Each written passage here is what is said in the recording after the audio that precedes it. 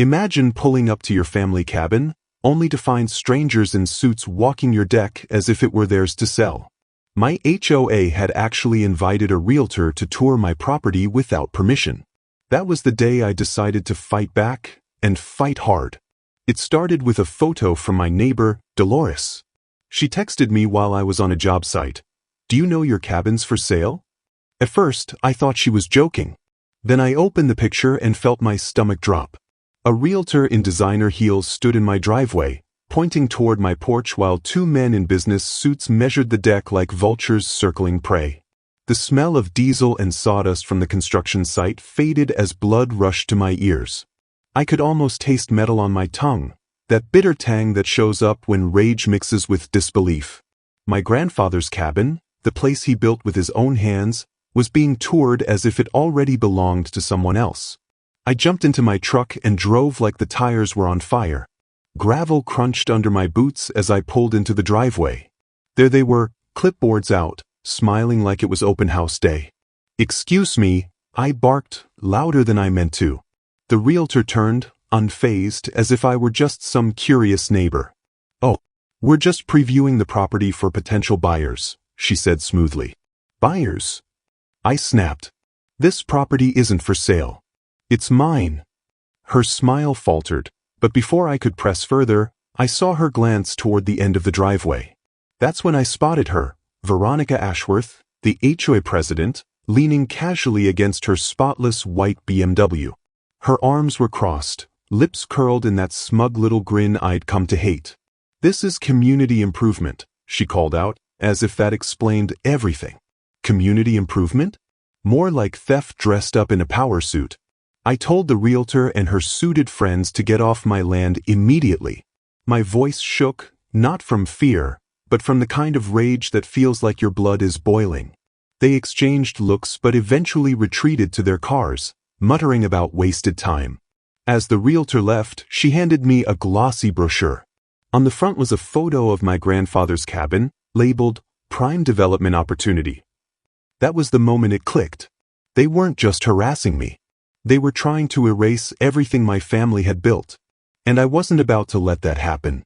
The cabin wasn't just a weekend escape. It was a piece of my family's soul.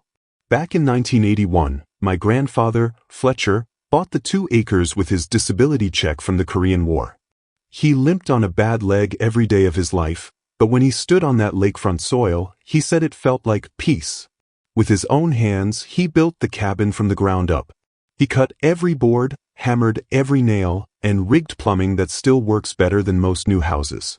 He'd say, "This is our forever home. Nobody can take what you build with your own sweat." Growing up, I spent every summer there. The scent of pine sap stuck to our hands after staining the deck. The sound of loons echoed across the lake at dusk. Every morning, coffee percolated on a stovetop that creaked like it had its own memory. Years later, when life got messy, divorce, long weeks on construction sites, stress I couldn't shake, the cabin became my sanctuary. My daughter, Mackenzie, 16 now, finds refuge there too. It's her escape when the world gets too loud. That land predates the HOA by 30 years. It was ours before the word association ever appeared on a mailbox. The deed is ironclad, Fletcher's name on it, then mine. And yet, there I was, staring at strangers who acted like my family's legacy was just a development project waiting for demolition. That's why the betrayal cuts so deep. It wasn't about property values or aesthetics. It was about a promise my grandfather made, that no one could take what we built. But now, Veronica was trying to prove him wrong. Let me tell you about Veronica Ashworth. She moved into our quiet neighborhood 2 years ago, bringing her California arrogance with her. She drove a spotless BMW, wore suits sharper than glass, and treated our small town like it was her personal monopoly board. Her first move? Petty citations. She'd stroll with a ruler in hand, measuring neighbors' lawns like we were in elementary school. Too tall? Citation. Mailbox not matching her vision? Fine.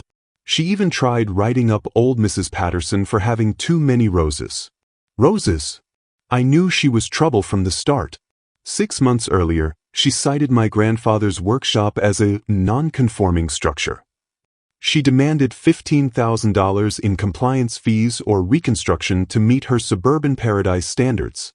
I told her where she could shove those fees, in language my grandfather would have appreciated. That's when things escalated. Veronica wasn't interested in neat lawns or matching shutters. She had bigger ambitions. She wanted to price out families like mine, flip our land, and hand the profits to developers who saw dollar signs instead of history. The realtor at my cabin? She wasn't random. She was Veronica's college friend. Their brochure called my sanctuary tear-down potential. They even talked about replacing my grandfather's workshop with a yoga studio. A yoga studio. Over Fletcher's sawdust and sweat. From that moment, I knew this wasn't just an annoying HOA president flexing her fake authority. This was personal. She was targeting me, my daughter, and every ounce of history tied to that cabin. And if I didn't fight back, I wouldn't just lose property. I'd lose the last piece of my grandfather's promise. Days after the realtor stunt, an envelope showed up in my mailbox. The letterhead looked official, but one glance told me it was fake. Notice of abandoned property. It read in bold letters. According to Veronica, my weekend use of the cabin counted as abandonment. Abandonment? I was there nearly every week. She threatened $500 daily fines unless I moved in full-time or surrendered the deed for community benefit. The goal. She even copied the county commissioner, her tennis buddy, to add weight. It was intimidation, plain and simple. My daughter saw the letter before I did. She asked, "Dad, can they really take our cabin?" I could see the fear in her eyes. That was the hardest part, not the threat itself, but watching my kid worry about losing the only safe place she had. Meanwhile, other neighbors whispered their own stories. The Hendricks family fined for parking a work truck in their own driveway. The Morrisons pushed into selling after endless harassment over their fence. One by one, Veronica was clearing people out. It wasn't just me. She had a system. The realtor's brochure had been the first clue. This letter was the second. She was building pressure, trying to make me crack. But if construction work teaches you anything, it's patience under pressure. You don't walk off a job because the foundation cracks. You dig deeper and find the truth. And truth was about to be Veronica's worst nightmare. On my lunch break, I drove straight to the county clerk's office. It smelled like dust and stale coffee, the kind of place that hides secrets in filing cabinets. The clerk, Beverly, knew the game. "Your grandfather was smart," she said, pulling records older than half the houses in town. She slid me the original 1981 survey, and my heart nearly jumped out of my chest. Turns out, our property lines stretched 50 feet further north than anyone realized. And guess what sat smack in that stretch? The shiny new community mailbox Veronica bragged about. Even better, Fletcher's deed carried a clause, grandfathered property rights in perpetuity. Translation? No HOA formed after purchase could touch us. But that wasn't all. That evening, Dolores showed up with oatmeal cookies and a folder thicker than a phone book. She'd been documenting Veronica's harassment for months. Photos, recordings, copies of threatening letters. She'd even caught Veronica offering bribes for dirt on neighbors. "You're not the first target," Dolores whispered. "But maybe you'll be the last." The real kicker? Veronica's law license had been suspended years ago. She wasn't a legal expert, she was a fraud playing dress-up. That night, sitting on my grandfather's porch, the smell of pine needles sharp in the air, I finally felt something I hadn't in weeks, confidence. Veronica thought she was running a game of chess. She was about to learn that construction workers play a mean game of chess too. The next morning, I drove to the hardware store. Bought the heaviest chain they had, a padlock the size of my fist, and a custom sign printed in bold red letters. By noon, my driveway looked different. A steel chain locked the gate shut, and the sign hung proudly. Private property. Not for sale. Trespassers will be prosecuted. I mounted security cameras at every corner. Night vision, motion sensors, cloud storage, the works. If Veronica wanted to play surveillance games, I'd outdo her. Neighbors stopped by, nodding in approval. Mackenzie helped bolt the sign in place, her eyes shining with pride. "Dad, it looks like we're taking back the cabin," she said. And she was right. For weeks, Veronica had dictated the narrative. She made me feel like the powerless one. But standing there, with that chain locked tight and the sign screaming truth, the roles flipped. The hunter had just become the hunted. Veronica didn't back down. A week later, she showed up with a county code officer in tow, clipboard shaking in his hands. They claimed my workshop violated building codes. I calmly pulled out my phone.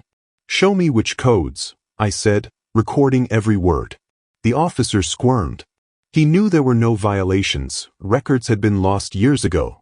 That night, I tracked down the original contractor, Jimmy Kowalski, now retired. He dug out dusty files showing permits, inspections, and approvals from 1983. Every document Veronica claimed didn't exist. When she returned the next week, I had a stack of evidence waiting. Even better, security cameras caught her sneaking onto my land at midnight, planting flower pots as evidence of boundary violations. It was over. She wasn't just harassing me anymore. She was committing trespass and fraud.